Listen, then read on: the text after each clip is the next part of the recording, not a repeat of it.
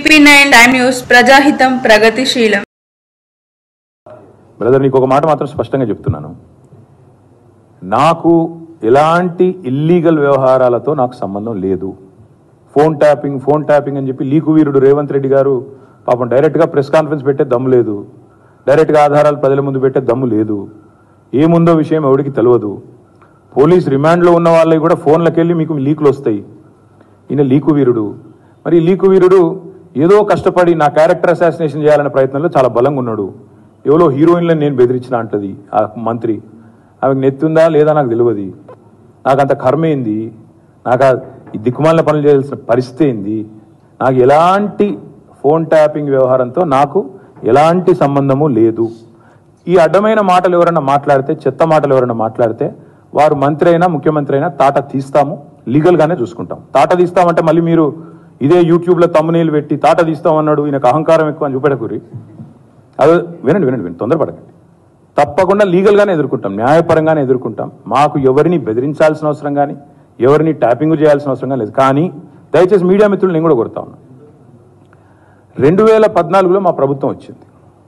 మా ప్రభుత్వం రాకంటే ముందు కాంగ్రెస్ ప్రభుత్వం 10 ఏళ్ళు ఉంది. ఆనాడు కాంగ్రెస్ ప్రభుత్వంలో దయచేసి ఇది గుర్తుపెట్టుకోండి, రాయండి, మీరు కావాలంటే మీ ఆర్కైవ్స్లోంచి తీయండి. ఆనాడు కిరణ్ కుమార్ రెడ్డి గారు 2011లో ముఖ్యమంత్రిగా ఉన్నప్పుడు మేము ఆరోపణలు చేయాల. కాంగ్రెస్ ఎంపీలు ఆనాడు ఈరోజు కాంగ్రెస్ ప్రభుత్వంలో మంత్రులుగా ఉన్నవాళ్ళు, ఎమ్మెల్యేలుగా ఉన్నవాళ్ళు, కోమటిరెడ్డి రాజగోపాల్ రెడ్డి, డాక్టర్ గడ్డం వివేక్, అదేవిధంగా పొన్నం ప్రభాకర్ గారు ఈరోజు మంత్రి. వీళ్ళు ముగ్గురు ఆనాడు ఆరోపణ చేసినారు. సుఖేందర్ రెడ్డి గారు కూడా ఉన్నారు అనుకుంటా. అప్పుడు మా ఫోన్లను ట్యాపింగ్ చేస్తున్నాడు కిరణ్ కుమార్ రెడ్డి, తెలంగాణ కాంగ్రెస్ ఎంపీల ఫోన్లను ట్యాపింగ్ చేస్తున్నాడు కిరణ్ కుమార్ రెడ్డి అని చెప్పి ఆనాడు కాంగ్రెస్ ఎంపీలు అప్పటి కాంగ్రెస్ ప్రభుత్వం మీద ఆరోపణ చేశారు. సరే, ఆ తర్వాత ముఖ్యమంత్రి గారు నేను చేయట్లేదు అన్నాడు, అది వేరే విషయం. నేను రేవంత్ రెడ్డి గారిని కూడా కోరుతా ఉన్నా, మీరు 2014 నుంచి ఎందుకు, అంతకుముందు మీ వాళ్ళే ఆరోపణ చేశారు కదా, 2004 నుంచి తీయండి. ఫోన్ ట్యాపింగ్ ఏమేమి జరిగింది, ఎక్కడెక్కడ జరిగింది, 2004 నుంచి ఏమేమి కుంభకోణాలు జరిగినాయి, లంబకోణాలు జరిగినాయి అన్ని తీయండి. ఇంకొక మాట కూడా నేను మిత్రులారా మీకు గుర్తు చేస్తా ఉన్నా. అధికారులు మారలేదు, ప్రభుత్వం మారింది, పార్టీ మారింది. ఇదే శివధర్ రెడ్డి ఈరోజు ఇంటెలిజెన్స్ డీజీ అనుకుంటే ఇప్పుడు ఆయన, ఆనాడు ఇంటెలిజెన్స్ ఐజీగా ఉన్నారు కేసీఆర్ గారి గవర్నమెంట్లో. ఈరోజు టీఎస్పీఎస్సీ చైర్మన్గా ఉన్న మహేందర్ రెడ్డి గారు ఆనాడు రాజశేఖర్ రెడ్డి గారి గవర్నమెంట్లో ఇంటెలిజెన్స్ ఐజీ, ఆ తర్వాత మా ప్రభుత్వంలో డీజీ, హైదరాబాద్ సిపి. మరి ఈరోజు డీజీపీగా ఉన్న రవి గుప్తా గారు ఆనాడు హోమ్ సెక్రటరీ. వీరందరూ కూడా మరి ఈరోజు మా మీద చేసే ఆరోపణలు కానీ, ఇష్టం వచ్చినట్టు ఇచ్చే లీకులు కానీ, మాట్లాడుతున్న మాటలు కానీ, ఆ రోజు అధికారుల ప్రమేయం నిజంగానే జరిగింది అనుకుంటే ఒక్క నిమిషం, ఈ అధికారులకు ఎవరికి తెలియదా, వారెవరు బాధ్యులు కాదు, ఒక కేసీఆర్ గారు మాత్రమే బాధ్యుడు అనే లైన్లో ఇవాళ ఏదైతే లీకులు ఇస్తున్నారో లీకు వీరుడు, నేను అడుగుతా ఉన్నా.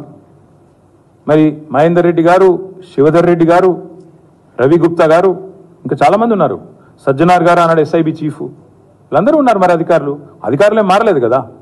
ఫోన్ ట్యాపింగ్ నేను డిమాండ్ చేస్తున్నా ఈ ప్రభుత్వాన్ని, మీకు చిత్తశుద్ధి ఉంటే 2004 వెళ్ళి మొదలుపెట్టు, ఏమేమి ట్యాపింగ్లు జరిగినాయి. నేను నా ఆరోపణ కాదు కదా. ఈరోజు నీ ప్రభుత్వంలో నీ పక్కన కూర్చున్న పొన్నం ప్రభాకర్ గారే ఆ రోజు ఆరోపణ చేసిండ్రు. ఏమని, ఆనాడు కిరణ్ కుమార్ రెడ్డి ప్రభుత్వం నా ఫోన్ ట్యాపింగ్ చేస్తుంది. మరి అది వాస్తవమా కాదా, బయటికి తీ, విచారణ గ్యాంబిట్ పెంచు.